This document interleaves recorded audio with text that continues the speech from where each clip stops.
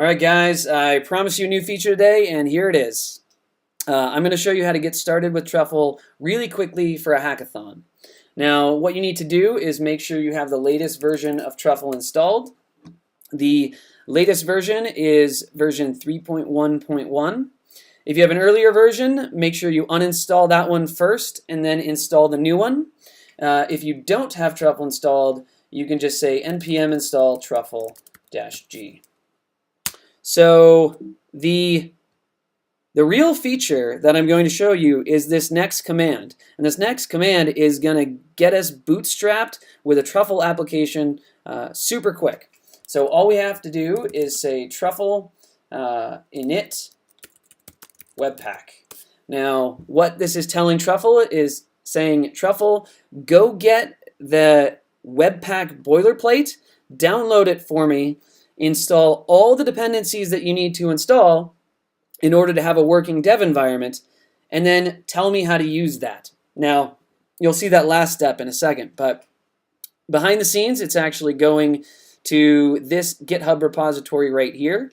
And what's interesting about this is that it's actually looking for this repository by name. So when we create new examples, perhaps truffle init-status, which might be building a example application with Truffle for the status mobile client, well, you'll have that example for you without any updates to Truffle itself.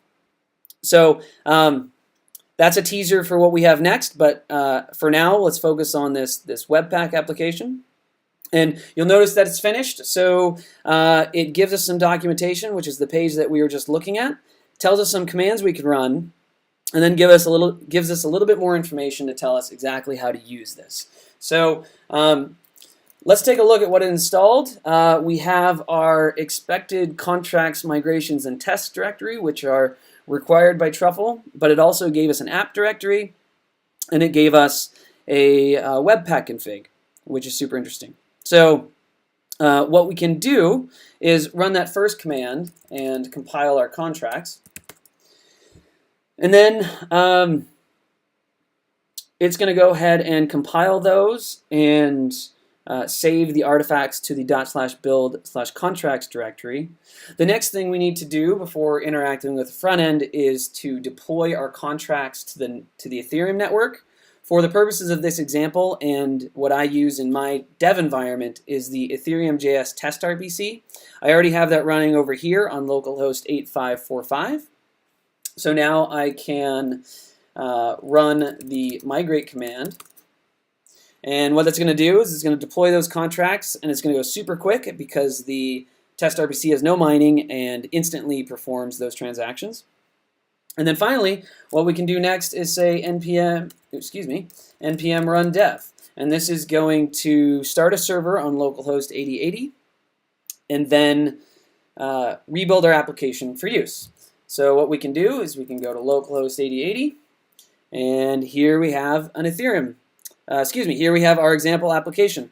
And this application and this example contracts are a very, very simple coin contract. And so what we can do is send, for instance, 95 metacoin to a random address.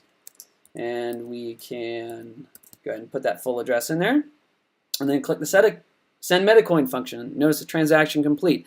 If we go back to our Ethereum client that's running over here, notice that we received that transaction just fine. So this is all you need to get up and running. If you want to dig deeper, take a look at the Webpack config that it gave you and the application code that's here. But this should get you started, and we'll get you up and running super quickly if you're in a hackathon.